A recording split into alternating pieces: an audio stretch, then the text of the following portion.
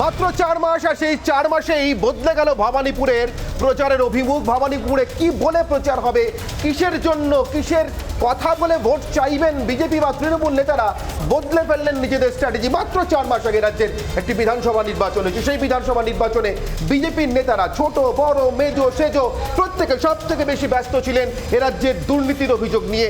এবেলা ওবেলা বুয়া ভাতিজা পিসি ভাইপো এই রবে সরব থাকতেন বিজেপির কেন্দ্রীয় থেকে রাজ্য নেতৃত্ব। এখন কোথায় দুর্নীতি?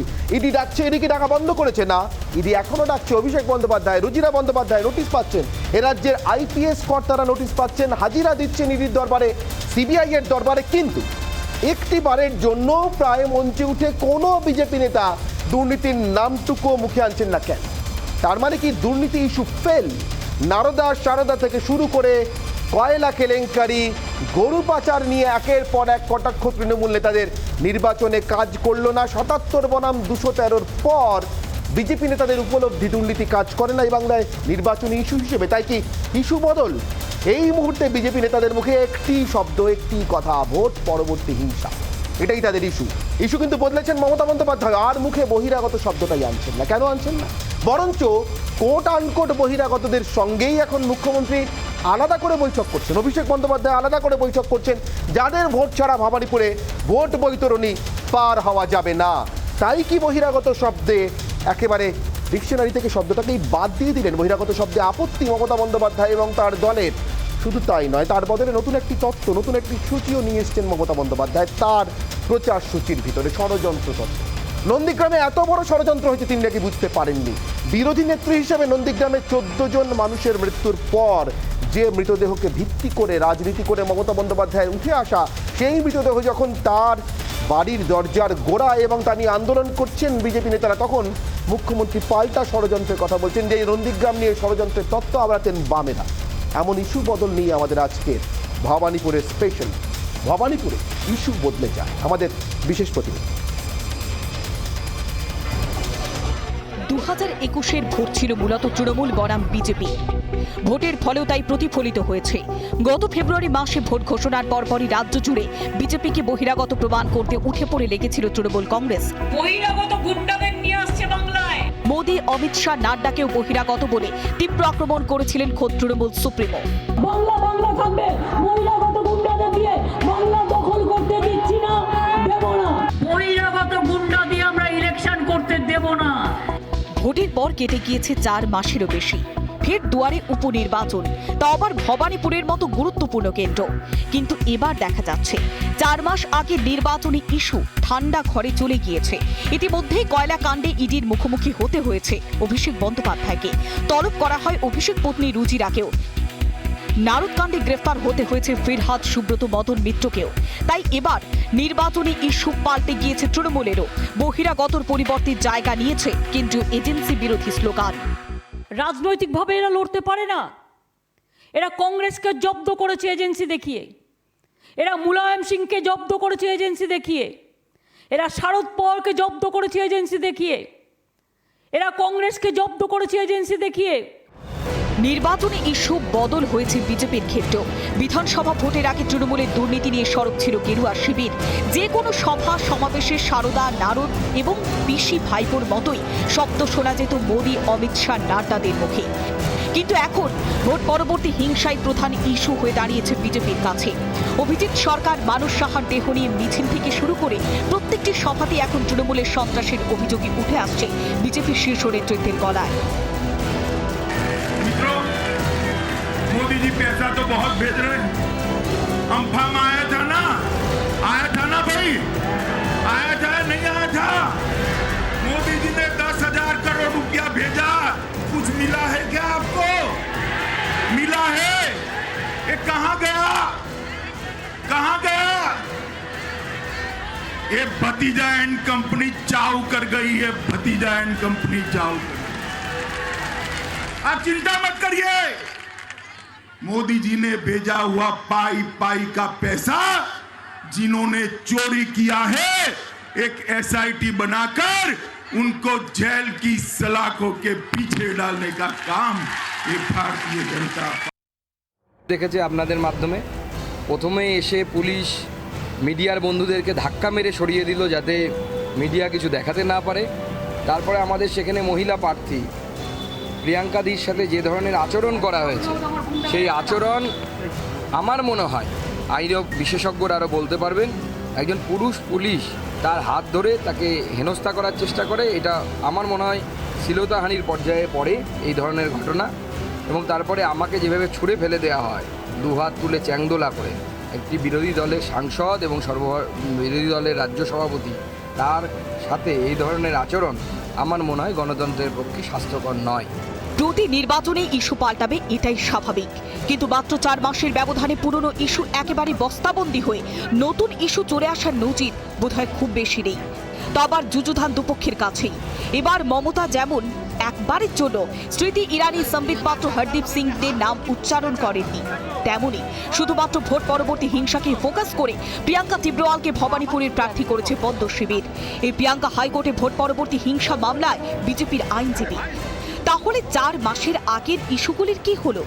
সারদা নারদ মামলা তদন্ত গতি পেয়েছে, কিন্তু তৃণমূলের বহিরাগত ইস্যু আপাতত চাপা পড়ে গিয়েছে, কারণ ভবানীপুরের মেয়ে প্রিয়াঙ্কা টিব্রোয়ালকে আর যাই হোক বহিরাগত বলা যায় না। রিপাবলিক বাংলা।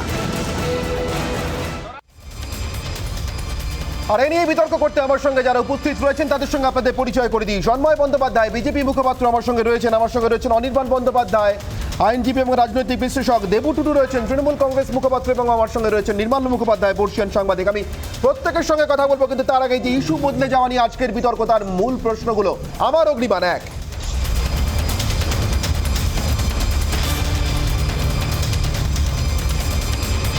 দুর্নীতি অস্ত্রে ভোট না মেলায় হিংসায় জোর বিজেপির, অগ্নিবাণ 2।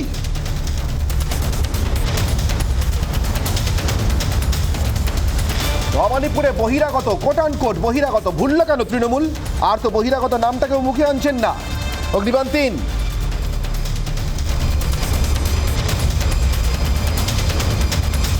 হিংসা, কোট হিংসা, অর্থাৎ বিজেপির প্রচার, কোট ষড়যন্ত্র, মমতা বন্দ্যোপাধ্যায়ের প্রচার, হিংসা বনাম ষড়যন্ত্রের এই লড়াইয়ে মানুষের বিশ্বাস কোন দিকে ভবানীপুরে?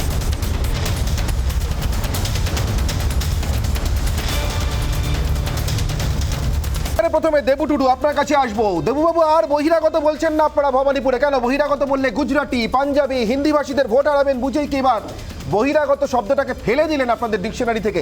4 মাস আগে তো উঠতে বসতে বহিরাগত বলতেন। উত্তরপ্রদেশ থেকে এসে বাঙালি নেতাদের ল্যাম্পপোস্ট বানিয়ে রেখেছে, এই জন্যই বাংলার মানুষ বলছে বহিরাগত। এখন কিন্তু বাংলার নেতারাই লড়ছেন, খুব ভালো বিষয়, ভীষণ ভালো বিষয়। আমেঠির সাংসদ স্মৃতি ইরানি, দেবুবাবু, আমেঠির সাংসদ স্মৃতি ইরানি কালকে প্রচার করেছেন, আজকে সকালে প্রচার করেছেন, বহিরাগত বলছেন না তাহলে তাকে? স্মৃতি ইরানি এখন ঘরের মেয়ে, বেশ। সম্বিত পাত্র পাশের রাজ্য উড়িষ্যা থেকে এসছেন, ঘরের মেয়ে। মনোজ তিওয়ারি দিল্লি থেকে এসছেন, ঘরের ছেলে। উনি থেকে অবজারভার হয়ে ব্লকের অবজারভার হননি, বাঙালিকে অসম্মান করেননি, উনি রাজনৈতিক মিটিং করছেন। অসাধারণ, দারুণ লাগছে দেবুবাবু আপনাদের এই ভোল বদল দেখে। উত্তরপ্রদেশ, উড়িষ্যা, গুজরাট, দিল্লি সব ঘরের ছেলে ঘরের মেয়ে হয়ে গেছে। আমি সরাসরি আসবো সন্ময় বাবুর কাছে। সন্ময় বাবু, এইদিকে যখন এতটা ভোল বদল, আপনারাও কিন্তু ইডি সিবিআই ডাকাডাকি করছে, যাচ্ছেন এবেলা ওবেলা পুলিশ কর্মীরা, পুলিশের আইপিএস এর পদস্থ কর্তারা যাচ্ছেন, তৃণমূল নেতারা যাচ্ছেন, ডাক পাচ্ছেন, কেউ যাচ্ছেন না, সময় নিচ্ছেন, কিন্তু দুর্নীতি শব্দটা ভবানীপুরের প্রচারে আপনারা খুব একটা আর বলছেনই না। দুর্নীতি বললে বোধহয় ভোট আসে না, না সন্ময়বাবু? না অনির্বাণ, আমি আপনাকে বলি, আমি সাম্প্রতিককালে ভবানীপুরের 3-4 জন রাজনৈতিক পর্যায়ে সর্বোচ্চ পর্যায়ে নেতা নেত্রীর বক্তব্য শুনেছি। সেখানে বারবার কিন্তু দুর্নীতির কথাটা এসছে, তারা বলেছেন। এখন হয়তো এটা ঘটনা যে সন্ত্রাস সংক্রান্ত যে প্রচারটা আমরা রেখেছি, এবং স্বাভাবিক যুক্তিসঙ্গত কারণেই রেখেছি, যেখানে দাঁড়িয়ে রাজ্যের মুখ্যমন্ত্রী যিনি নির্বাচনে আবার দাঁড়িয়েছেন ভবানীপুরে, তার জন্য বাংলার 1 লক্ষ মানুষ ঘরছাড়া হয়েছে, আর সেইখানে দাঁড়িয়ে তার বিরোধী হিসেবে যে প্রার্থী আমরা দাঁড় করিয়েছি, তিনি কিন্তু লড়াই করে সেই মানুষগুলোকে ঘর ফেরানোর মূল কাজটা করেছেন। ফলে স্বাভাবিকভাবে নির্বাচনোত্তর পরবর্তী পর্যায়ে প্রায় 50 জনের আশেপাশে মানুষের যে মৃত্যুর ঘটনা ঘটেছে, সেই প্রসঙ্গটা কিন্তু অনেকটা প্রায়োরিটি পেয়ে গেছে অটোমেটিক কারণে।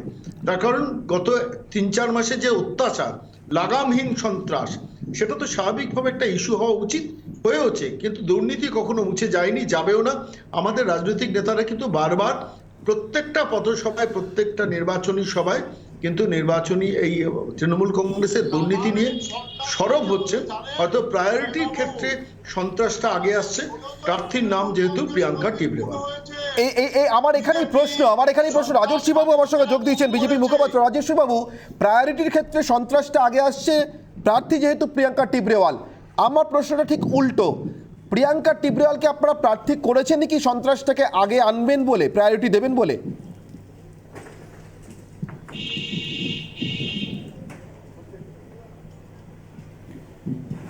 অনির্বাণদা, আমার বক্তব্য আমি শুরু করছি এইটা বলে যে আমার নাম মানস সাহা, আমি একজন বাঙালি।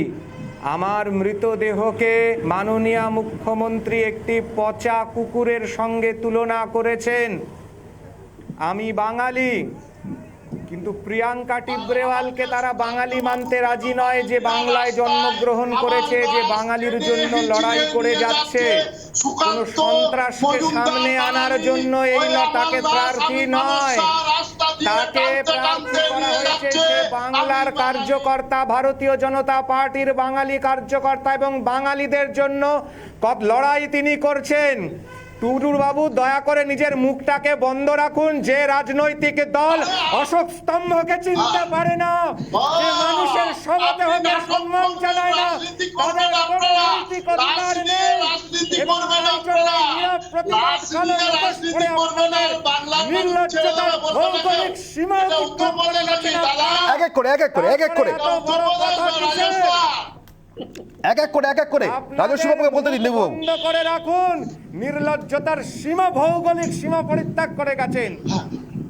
আপনি নাটক করছেন। এই প্রতিবাদ আমাদের কালো মুখোশ পরে, যেখানে একটা মানুষের শবদেহকে পর্যন্ত সম্মান করা হয় না, তাহলে সেখানে একটা মানুষকে যে বিভেদ করা হবে বাঙালি অবাঙালি করে, পশ্চিমবঙ্গকে যে আলাদা করার চক্রান্ত হচ্ছে, এটাই হচ্ছে তার প্রমাণ। বেশ, আমি রাজস্বী বাবু অনির্বাণ বাবুর কাছে আসি। অনির্বাণ বন্দ্যোপাধ্যায় রয়েছেন আমার সঙ্গে। অনির্বাণ বাবু, অদ্ভুতভাবে বহিরাগত তত্ত্বটা যেন ভ্যানিশ হয়ে গেল, ভ্যানিশ যাকে বলে। তার কারণ এই দেখুন, এই 4 মাস আগে উঠতে বসতে এবেলা ওবেলা বহিরাগত তত্ত্ব আমরা শুনতে পেতাম। আমি একবার শোনাবো অনির্বাণ বাবু, আমার হয়তো দর্শকদের মনে হবে যে আমি কি বলছি, সত্যি বলছি কিনা। আমার মনে হয় স্মৃতি তো মানুষের দুর্বল, একবার বোধহয় একটু শুনিয়ে নেওয়া দরকার।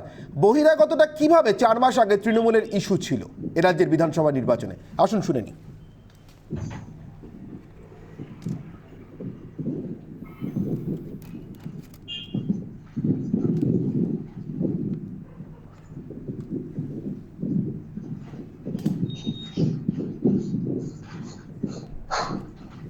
বহিরাগত আজ থেকে 4 মাস আগে কিভাবে ইস্যু ছিল রাজ্যের বিধানসভা নির্বাচনে, তৃণমূলের নেতা নেত্রীরা তখন প্রচারের সময় কি বলতেন আর এখন কি বলছেন, একবার শোনাবো দর্শকদের।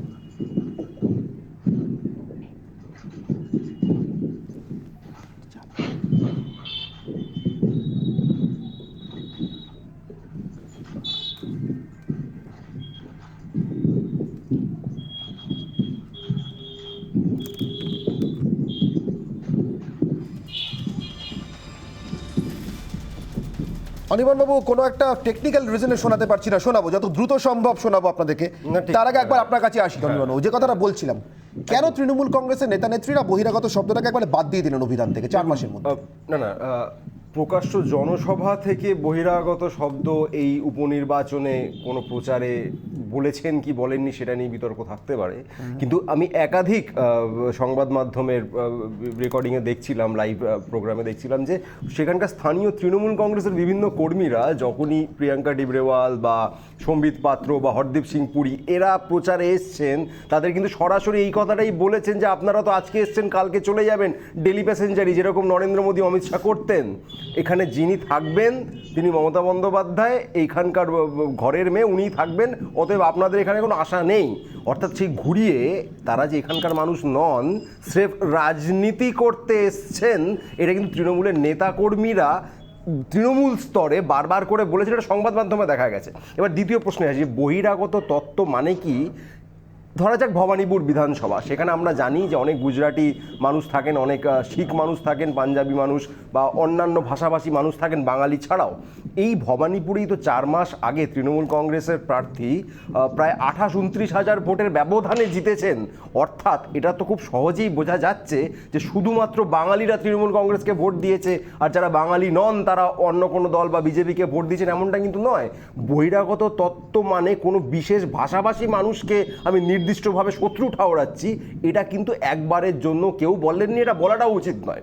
এখানে মূল বিষয়টা হলো যে ভারতীয় জনতা পার্টিকে, যেটা দেবুবাবু বললেন, দিলীপ ঘোষকে শিখণ্ডী খাড়া করে সম্পূর্ণ নির্বাচনটা পরিচালিত হয়েছে দিল্লি থেকে বা গুজরাট থেকে, আর এখন নির্বাচনে ভয়ঙ্কর খারাপ ফল করার পর সেই তাদের কিন্তু আর দেখা নেই যে দিলীপবাবুকে বলি পাঁঠা করা হলো, বাকি রাজ্য নেতাদের নানাভাবে এ পথ কেড়ে নেওয়া হলো, সেই করা হলো তাই করা হলো। অথচ অমিত শাহ যিনি মহাচাণক্য, তিনি কিন্তু তার জায়গাতেই রয়েছে। আমি যদি একটা অন্য কথা বলি অনির্বাণ বাবু, এই যে বহিরাগত শব্দটা প্রকাশ্যে বললে একটা অন্য সমস্যা আছে। আচ্ছা, কে বহিরাগত? এই যে প্রিয়াঙ্কা টিবরেওয়াল, যার জন্ম কর্ম সবই ভবানীপুরে। এবার এই হারে প্রিয়াঙ্কা টিবরেওয়ালকে বহিরাগত কেউ বলতেই পারেন, বললেন তার পদবীর জন্য, বললেন তার ডায়ালেক্টের জন্য বা তার ভাষার জন্য হয়তো বললেন, মাতৃভাষার জন্যই হয়তো বললেন। বাংলায় তো বাড়িতে বোধহয় কথা বলেন না প্রিয়াঙ্কা টিবরেওয়াল, বাংলাটাও বলেন একটু হিন্দি বা হিন্দি টানের মিশ্রিত বাংলা, যেটা আমাদের শুনতে মিষ্টিই লাগে।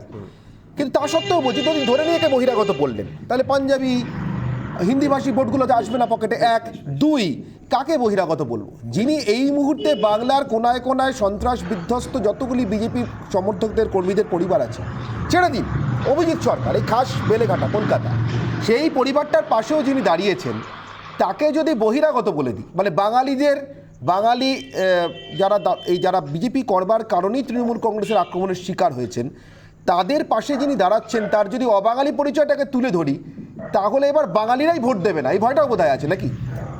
ভবানীপুর নির্বাচনে, এই উপনির্বাচনে কি ফল হতে চলেছে সেটা আমরা মোটামুটি জানি। কারা ভোট দেবেন কারা দেবেন না আমি সেটাকে বাদ রেখেই বললাম। প্রিয়াঙ্কা দেবী যদি নিজেকে, আর প্রিয়াঙ্কা দেবীর কথা বলছি, উনি যদি নিজেকে বাঙালি মনে করেন বা এখানকার ভূমি সন্তান মনে করেন, খুব ভালো কথা। আমি তো বাঙালি, সাধারণ বাঙালি মানুষ হিসেবে এইটুকু আশা করতে পারি যে উনি এখানে জন্মেছেন, বড় হয়েছেন, সম্ভবত 30, 40, 50 বছর ধরে এখানে রয়েছেন, বাংলাটা একটু ঠিক করে বলবেন, এইটুকু আশা করা কি খুব অন্যায়? আজকে আমি একজন বাঙালি হিসেবে যদি তামিলনাড়ুতে জন্মাতাম, বড় হতাম, কাজ করতাম, তামিলটা তো আমি বলতাম রে বাবা। ওখানে গিয়ে ভাঙা তামিলে কথা বললে বলছি দীনেশ ত্রিবেদীকে যখন সাংসদ করেছিলেন আপনারা এই রাজ্য থেকে, কেডি সিংকে করেছিলেন, তখন এগুলো মনে ছিল না? ভালো করে বাংলা বলতে পারেন কিনা? ভালো করে আমি বলছি না, তাহলে বাঙালি বলবো কিনা? দীনেশ ত্রিবেদী আমি বাঙালি, অতএব আমাকে ভোট দিন, এই রকম কোনো দাবি করে প্রচারে গেছেন বলে আমি কোনোদিন শুনিনি। না, কিন্তু এখানকার না, কিন্তু দীনেশ ত্রিবেদী বা কেডি সিং কেউ তো আপনারা ঘরের ছেলে বলে প্রচার করেননি, তার মানে তখন বহিরাগত অ্যালাউড ছিল নাকি? না, আবারও বলছি, কোনো ভাষাভাষী মানুষ বা তার পদবি দেখে যদি বহিরাগত ধরে নেন সেখানে সমস্যা আছে। আজকে দীনেশ ত্রিবেদী হোক বা কেডি সিং হন বা যে কেউ হন, এমনকি প্রিয়াঙ্কা দেবীর কথাও বলছি, তাদেরকে পরিচালনাটা কে করছে? তাহলে মানুষ পরিচালনা করে নাকি দিল্লি গুজরাটের মানুষ? আপনার কথা সূত্র ধরে দেবুবাবুর কাছে যাই। দেবু টুডু আমার সঙ্গে রয়েছেন, তৃণমূল কংগ্রেস মুখপাত্র। আচ্ছা দেবুবাবু, আপনার কাছে আমার প্রশ্ন, আমি কি তাহলে এটা ধরে নিতে পারি যে তৃণমূল কংগ্রেসের যারা ত্রিপুরাতে ডেলি প্যাসেঞ্জারি করছেন, এখন আপনারা বলতেন না যে অমিত শাহ, নরেন্দ্র মোদী, জেপি নাড্ডা ডেলি প্যাসেঞ্জারি করছেন, তাহলে আপনাদের নেতারাও তো এখন ডেলি প্যাসেঞ্জারি করছেন। আপাতত বন্ধ আছে দুর্গাপুজো পর্যন্ত কোর্টের রায়, কিন্তু করছিলেন, তাহলে আপনারা ত্রিপুরায় বহিরাগত নাকি?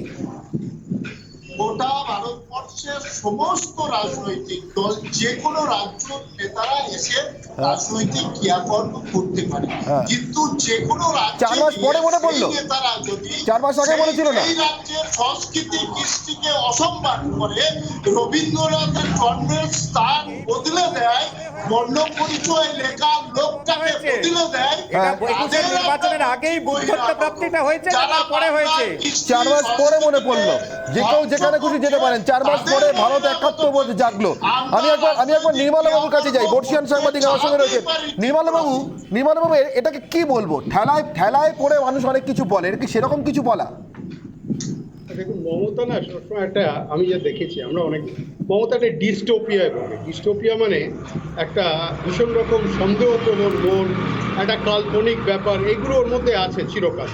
ও অনেক সময় অনেক রকম কন্ডিশনের মধ্যে দিয়ে গেছে, তো তাই জন্য প্রথমে ও বলেছিল যে হয়তো ভোটটাই করাতে দেবে না, তাই জন্য গোটা দল প্রায় মানে মাটিতে নেমে পড়লো, যে করে হোক ভোটটা করাতে হবে।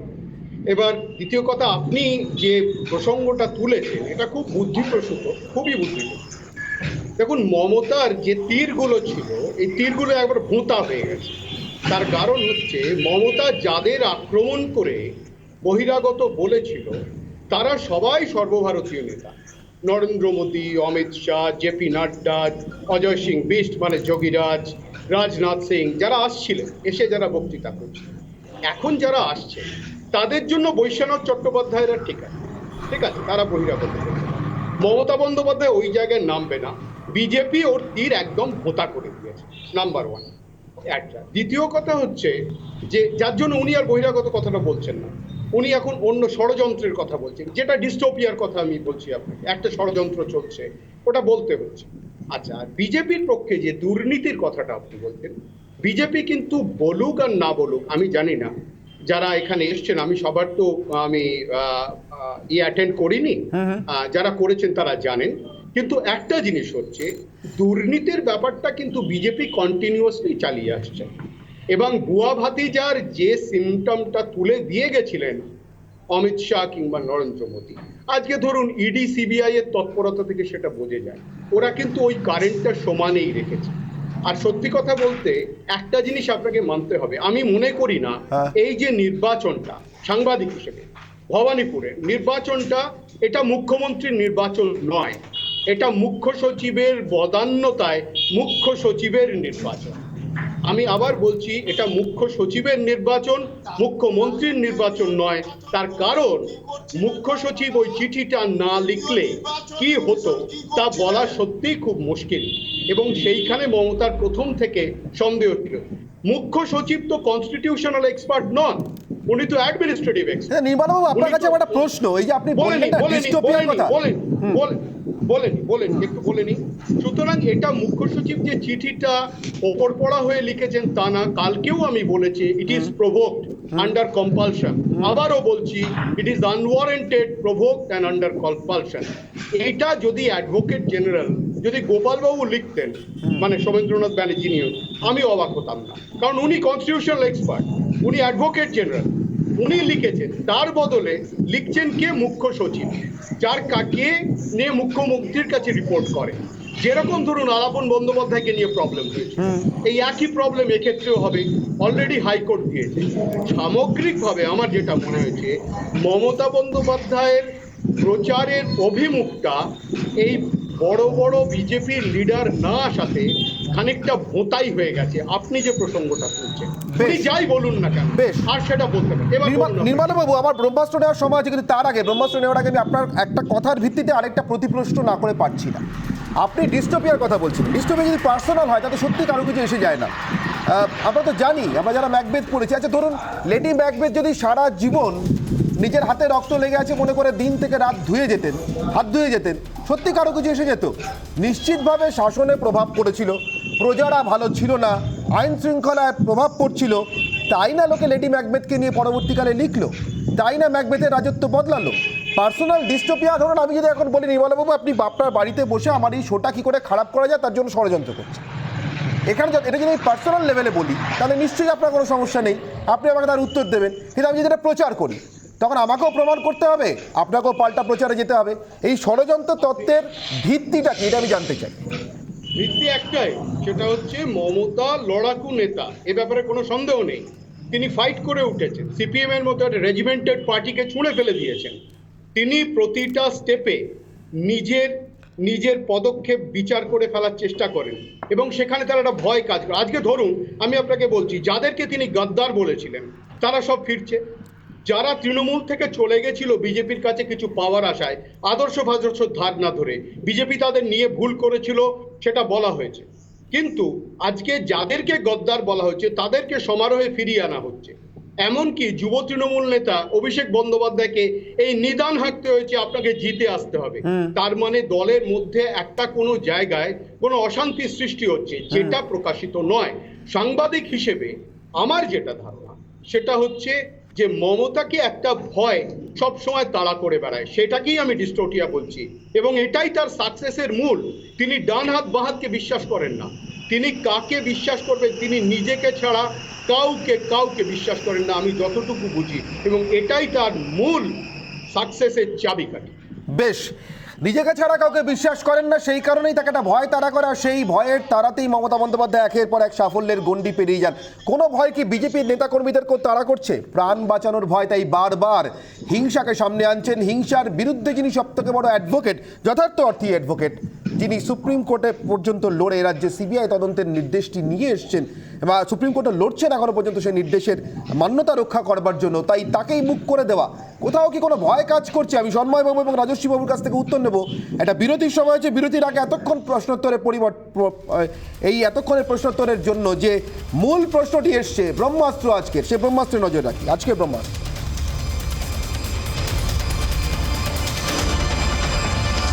আজকের ব্রহ্মাস্ত্র ভবানীপুরে দুপক্ষের এই মরিয়া ভাবের পিছনে কি, এ নিয়ে আলোচনা করবো একটা বিরতির পর। বিরতিতে যাওয়ার আগে এই মুহূর্তে ইউনাইটেড নেশনস জেনারেল অ্যাসেম্বলি অর্থাৎ রাষ্ট্রসংঘের সাধারণ অধিবেশনে ভাষণ দেওয়ার জন্য নরেন্দ্র মোদী ঢুকছেন, প্রবেশ করছেন। এই মুহূর্তে সেই ছবি দেখছেন সরাসরি রিপাবলিকে।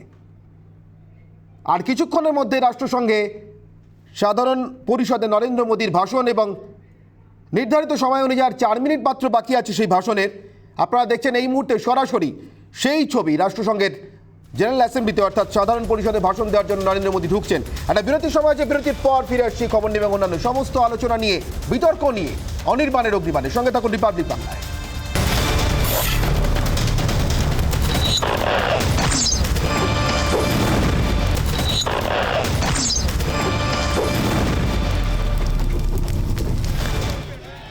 আমি ফিরে এলাম বিরতির পর। আমি আবারও যাব অনির্বাণ বাবুর কাছে। অনির্বাণ বাবু, আমার প্রশ্ন, ওই যে ষড়যন্ত্রের তত্ত্ব, তার ভিত্তিতে আমার প্রশ্ন, কিন্তু তার আগে আপনি বলেছিলাম বিরতিতে যাওয়ার আগে সন্ময়বাবু এবং রাজস্বী বাবুর কাছে যাবো। সন্ময়বাবু, আপনার কাছে আমার প্রশ্ন, ষড়যন্ত্র তত্ত্ব নিয়ে কথা হচ্ছে, ষড়যন্ত্র তত্ত্ব আদৌ আছে কি নেই, কিন্তু নির্মলবাবু বলছেন এই ষড়যন্ত্রের ভয়টাই বরাবর মমতা বন্দ্যোপাধ্যায়কে তাড়িয়ে বেড়েছে। আপনাদেরকে এই মুহূর্তে তাড়িয়ে বেড়াচ্ছে আপনাদের কর্মীদেরকে সুরক্ষিত রাখার ভয়, হিংসার ভয়।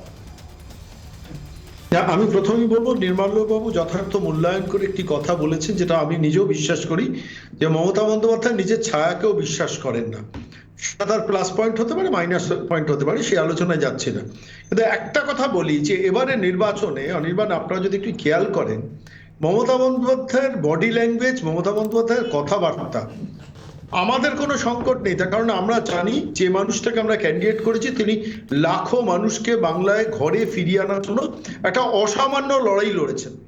তো পাশাপাশি আপনি অন্য জিনিসটা ভাবুন তো, যে একজন প্রার্থী ক্যান্ডিডেট তিনি মারা গেলেন, কুপিয়ে প্র্যাকটিক্যালি খুন করা হলো, সেই মানুষটার মৃত্যুর সঙ্গে তুলনা করছেন মমতা বন্দ্যোপাধ্যায় নির্বাচনী প্রচার সভায়, যে আমার অ্যাডমিনিস্ট্রেটিভ পাওয়ার আছে, আমি কিন্তু মরা কুকুর ফেলে দিতে পারি।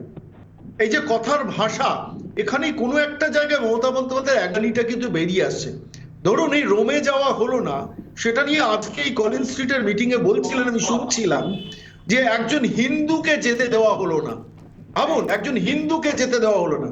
এই যে অ্যাগানিটা বেরিয়ে আসছে, কোনো একটা জায়গায় বলছেন যে প্রত্যেকটা ভোট আমার দরকার, ফলে স্বাভাবিকভাবে চাপে কিন্তু মমতা বন্দ্যোপাধ্যায় লড়ছেন এমন একজন মহিলার সঙ্গে, যে মহিলা মানুষকে ঘরে ফিরিয়েছেন, আর তিনি লড়ছেন এই আইডেন্টিটি নিয়ে গত 4 মাস ধরে মানুষকে ঘর ছাড়া করেছেন। Interesting comment. আমি নির্মলবাবুর কাছে একবার যাবো, সাংবাদিক হিসেবে আমার সঙ্গে রয়েছে নির্মলবাবু।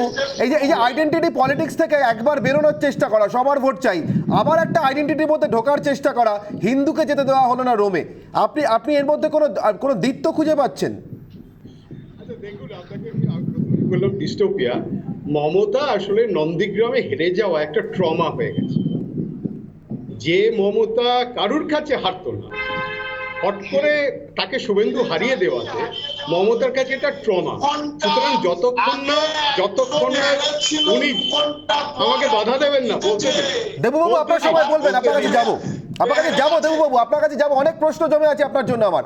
আমি আসছি একটু বাদে। নির্মলবাবু প্লিজ কন্টিনিউ করুন। মমতার কাছে একটা ট্রমা হয়ে গেছে, ওর সাদা কাপড়ে একটা কালো ছিটে পড়ে গেছে, 32 বছর বাদে হেরে গেছে, ঠিক আছে? যেটা মমতা কখনো, মমতা নিজের কেন্দ্র পাল্টেছে, আমি জানি তো।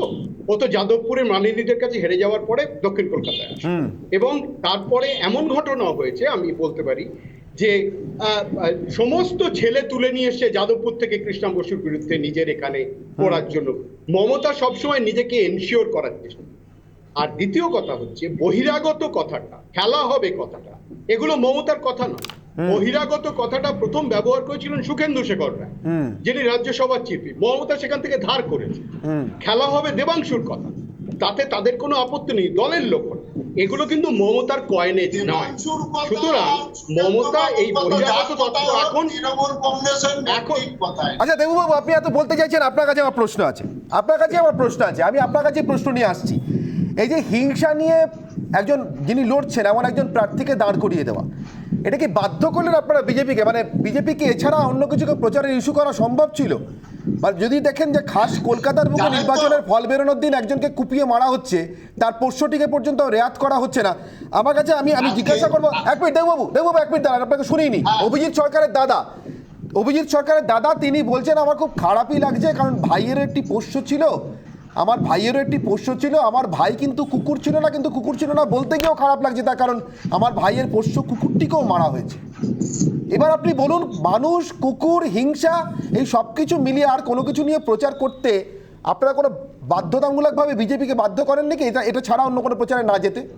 আপনাকে বলি যখন নির্বাচন ঘোষণা হয় ভবানীপুরে, সব দল 4-5 দিনে প্রার্থী ঘোষণা হয়ে গেল, বিজেপি প্রার্থী পাচ্ছে না, বিজ্ঞাপন দেওয়ার মতো কাকে প্রার্থী করবে সব দল, নির্দল সমস্ত দল প্রার্থী দিয়ে দিল।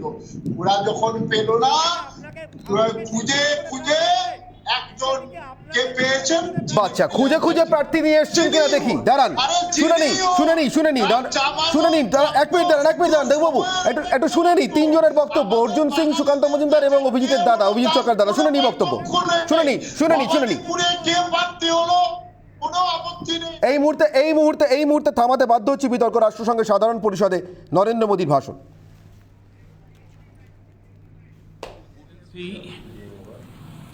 अब्दुल्ला शाहिद जी, His Excellency Mr. Abdullah आपको Shahid, अध्यक्ष पद संभालने की first of all, I would like to हार्दिक बधाई। warmly congratulate you on आपका अध्यक्ष assuming बनना the office of President of the सभी UNGA. विकासशील देशों Your becoming president और is a विशेषकर matter of pride for all developing small countries island developing and states के in लिए particular for small island गौरव की developing बात है। states.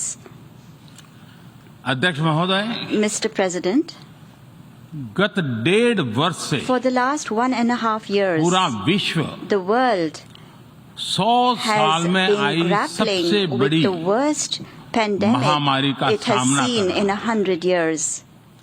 ऐसी भयंकर महामारी में I pay tribute जीवन to गंवाने all वाले those who have lost their lives सभी लोगों in को the deadly corona मैं pandemic, श्रद्धांजलि देता हूं और and परिवारों I के साथ express my condolences संवेदनाएं व्यक्त करता to हूं। their families.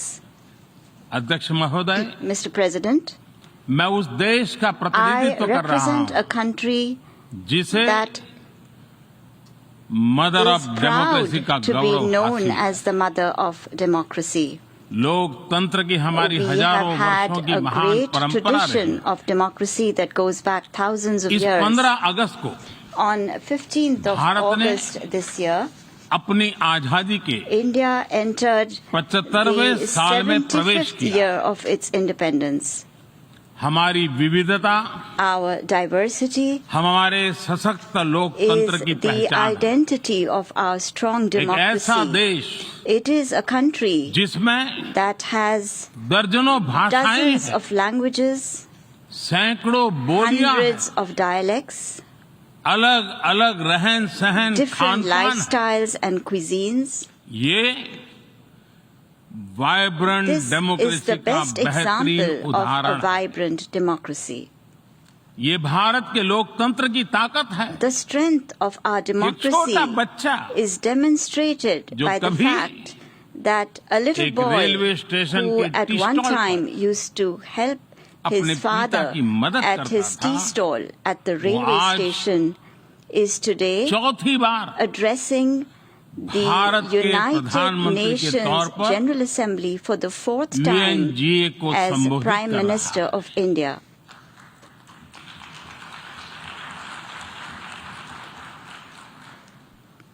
सबसे लंबे समय तक I will soon Gujarat have का spent 20 मुख्यमंत्री years serving और my फिर countrymen as पिछले head of 7 साल government. से First as the Bharat longest के serving प्रधानमंत्री Chief के Minister तौर पर of मुझे Gujarat and then Head of as Government Prime की Minister भूमिका में for the last 7 years. देशवासियों की सेवा करते हुए 20 साल हो रहे हैं और And मैं अपने I अनुभव am से कह saying रहा this to हूं you from my own Yes. experience. Yes, democracy can deliver democracy can deliver. Yes Yes, democracy has democracy deliver has delivered.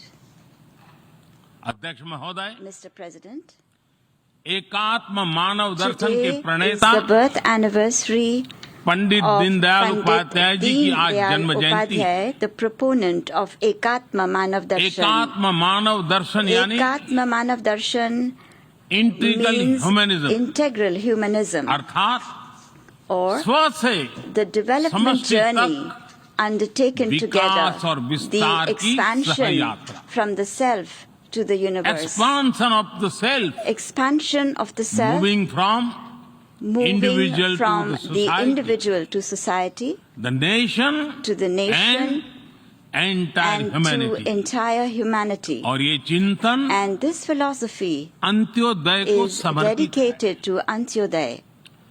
Antyodaya को आज की परिभाषा The में modern day definition Where no one is of left behind कहा Antyodaya जाता है। is where no one is left इसी भावना behind. के साथ It is with this principle आज in mind that India integrated, today is moving equitable forward on the path of development की राह पर आगे बढ़ integrated, रहा है। equitable development. Vikas Our priority is सर्वसमावेशी हो, that development should be all-inclusive, सर्वस्पर्शी हो, all-pervasive, सर्वव्यापी हो, universal, सर्वपोषक and हो। one that nurtures all. यही हमारी प्राथमिकता है। बीते 7 वर्षों में During the last 7 years, Bharat में India has 43 brought crore over से ज्यादा लोगों को 430 million people बैंकिंग who व्यवस्था were से जोड़ा previously गया है, unbanked into जो the अब banking तक system. इससे वंचित थे। आज Today, 36 over करोड़ से अधिक ऐसे लोगों को भी 360 million people बीमा सुरक्षा who कवच मिला है earlier could जो not पहले even imagine इस बारे में this सोच was भी नहीं possible, now have insurance 50 coverage as crore से security. ज्यादा लोगों को By giving over 500 मुफ्त इलाज million की people सुविधा देकर the facility of free Bharat ने treatment in hospitals, उन्हें quality India health has service से given them जोड़ा। access to quality health Bharat ने services 3 करोड़ तक by के घर building बनाकर 30 million बेघर, proper homes. यानी India has made होमलेस परिवारों को homeless families होम ओनर्स बनाया। homeowners. अध्यक्ष महोदय, Mr. President, प्रदूषित पानी polluted water भारत ही नहीं is a very big पूरे problem, विश्व not just for और India, खासकर but for the entire गरीब और world, and विकासशील in देशों particular की for poor and बहुत developing बड़ी countries. समस्या है। भारत में इस चुनौती से निपटने के लिए In order to address this हम challenge 17 in करोड़ से India, अधिक घरों we तक are carrying out a very big pipe से campaign to ensure साफ that पानी piped पहुंचाने clean का बहुत water बड़ा अभियान reaches चला रहे हैं। over 170 million विश्व homes. की बड़ी-बड़ी संस्थाओं ने Reputed institutions of the ये world माना है have कि said किसी भी देश के विकास के लिए वहां के नागरिकों के पास जमीन और घर के प्रॉपर्टी राइट्स यानी ओनरशिप का रिकॉर्ड होना बहुत जरूरी है। दुनिया के बड़े बड़े देशों में बड़ी संख्या में ऐसे लोग हैं जिनके पास जमीनों और घरों के प्रॉपर्टी राइट्स नहीं है। आज हम भारत के 6 लाख से अधिक गांवों में ड्रोन से मैपिंग कराकर करोड़ों लोगों को उनके घर और जमीन का डिजिटल रिकॉर्ड देने में जुटे हैं। ये डिजिटल रिकॉर्ड प्रॉपर्टी पर विवाद कम करने के साथ ही access to credit, bank loan तक लोगों की पहुंच बढ़ा रहा है।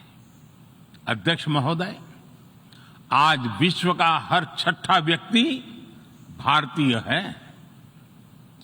जब भारतीयों की प्रगति होती है तो विश्व के विकास को भी गति मिलती है। When India grows, the world grows. When India reforms, the world transforms. Bharat में हो रहे साइंस और टेक्नोलॉजी आधारित इनोवेशंस विश्व की बहुत मदद कर सकते हैं। हमारे टेक सॉल्यूशंस का स्केल और उनकी कम लागत दोनों अतुलनीय है। हमारे यूनिफाइड पेमेंट इंटरफेस यूपीआई आज भारत में हर महीने 350 करोड़ से ज्यादा ट्रांजैक्शन हो रहे हैं। भारत का वैक्सीन डिलीवरी प्लेटफॉर्म कोविन एक ही दिन में करोड़ों वैक्सीन डोज लगाने के लिए डिजिटल सपोर्ट दे रहा है। अध्यक्ष महोदय, सेवा परमो धर्मः, सेवा परमो धर्मः को जीने वाला भारत सीमित संसाधनों के बावजूद भी वैक्सीनेशन डेवलपमेंट और मैन्युफैक्चरिंग में जी जान से जुटा है। मैं यूएनजीए को ये जानकारी देना चाहता हूं कि भारत ने दुनिया की पहली डीएनए वैक्सीन विकसित कर ली है, जिसे 12 साल की आयु से ज्यादा के सभी लोगों को लगाया जा सकता है। एक और mRNA वैक्सीन अपने डेवलपमेंट के आखिरी चरण में है। भारत के वैज्ञानिक कोरोना की एक नेजल वैक्सीन के निर्माण में भी जुटे हैं। मानवता के प्रति अपने दायित्व को समझते हुए भारत ने एक बार फिर दुनिया के जरूरतमंदों को वैक्सीन देनी शुरू कर दी है।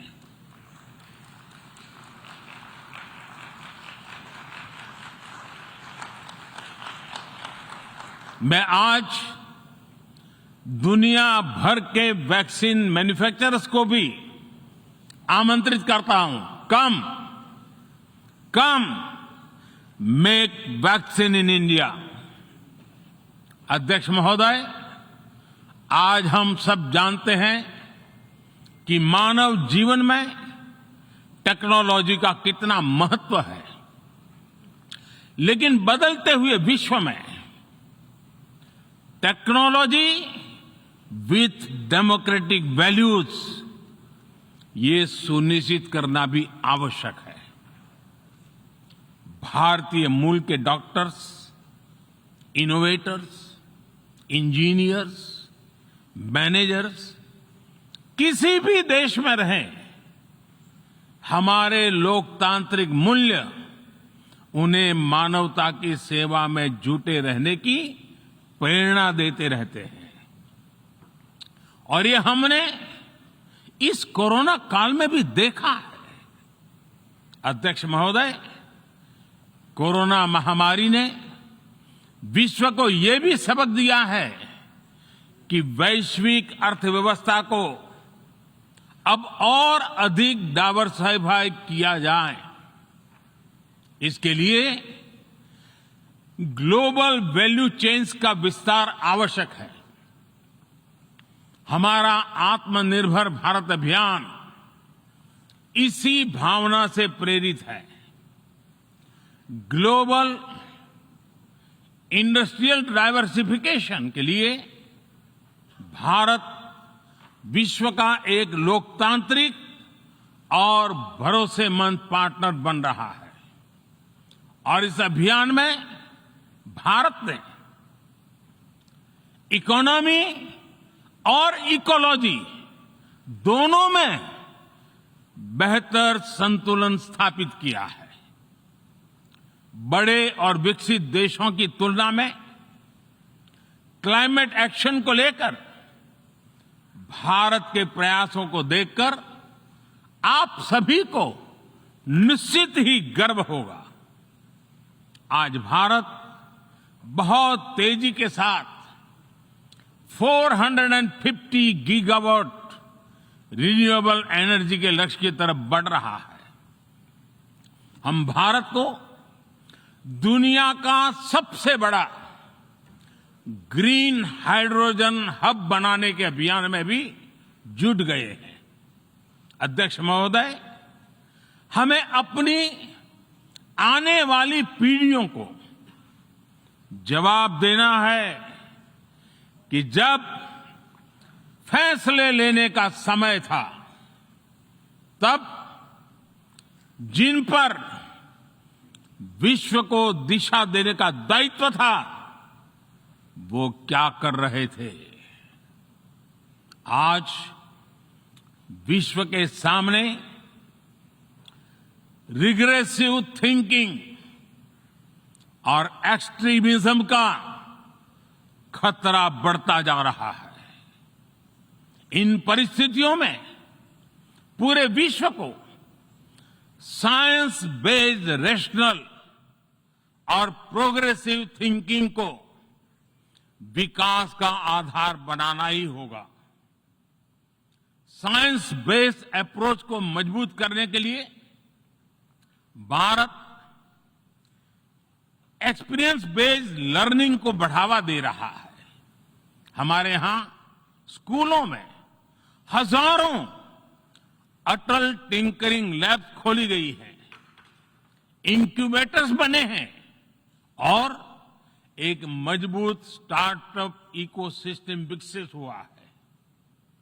अपनी आजादी के 75 वर्ष के उपलक्ष्य में जब हम आजादी का अमृत महोत्सव मना रहे हैं, भारत 75 ऐसे सैटेलाइट्स को अंतरिक्ष में भेजने वाला है जो भारतीय विद्यार्थी स्कूल कॉलेजों में बना रहे हैं। अध्यक्ष जी, दूसरी ओर रिग्रेसिव थिंकिंग के साथ जो देश आतंकवाद का पॉलिटिकल टूल के रूप में इस्तेमाल कर रहे हैं, उन्हें ये समझना होगा कि आतंकवाद उनके लिए भी उतना ही बड़ा खतरा है। ये सुनिश्चित किया जाना बहुत जरूरी है कि अफगानिस्तान की धरती का इस्तेमाल आतंकवाद फैलाने और आतंकी हमलों के लिए न हो। हमें इस बात के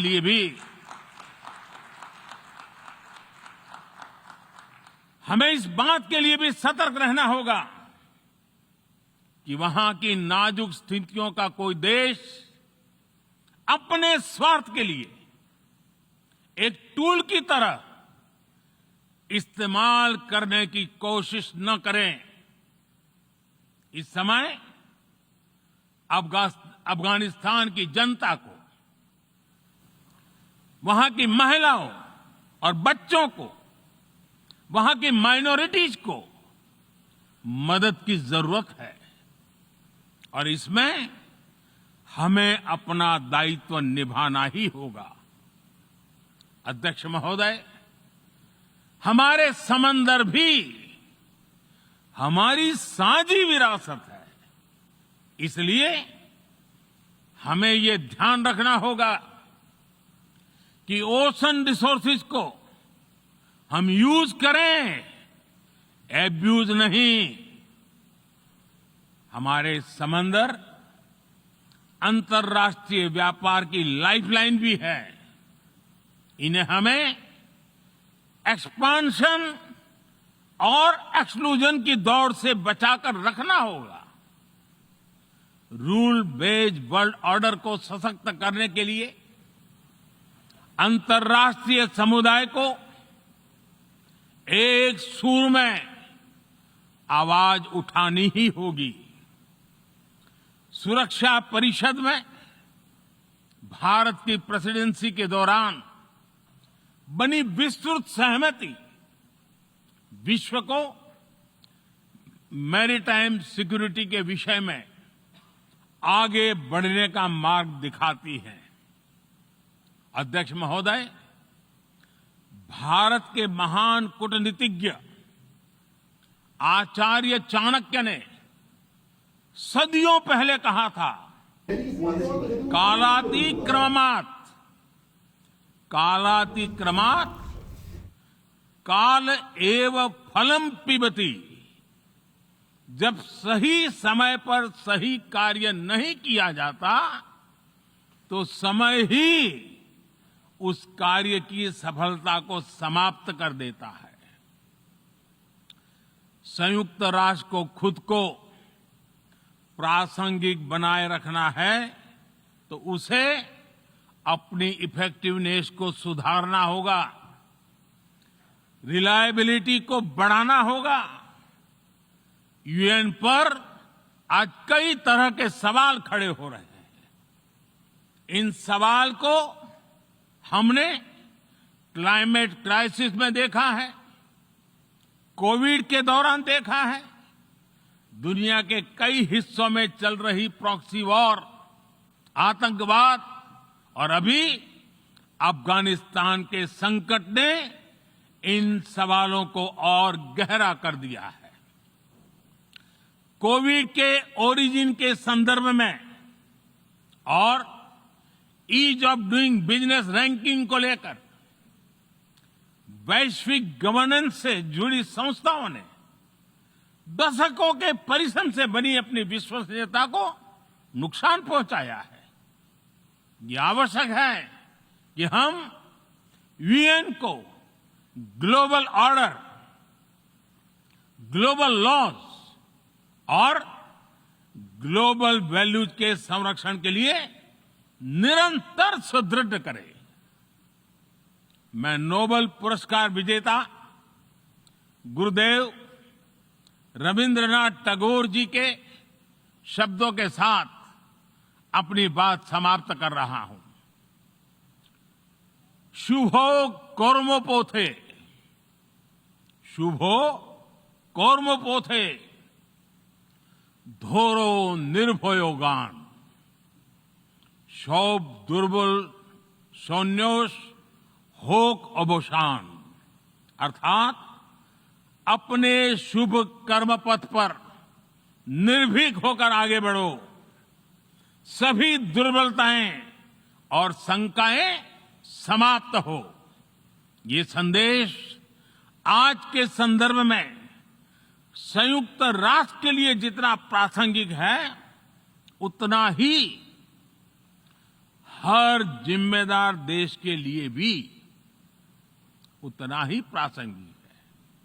मुझे विश्वास है हम सबका प्रयास विश्व में शांति और सौहार्द बढ़ाएगा, विश्व को स्वस्थ, सुरक्षित और समृद्ध बनाएगा।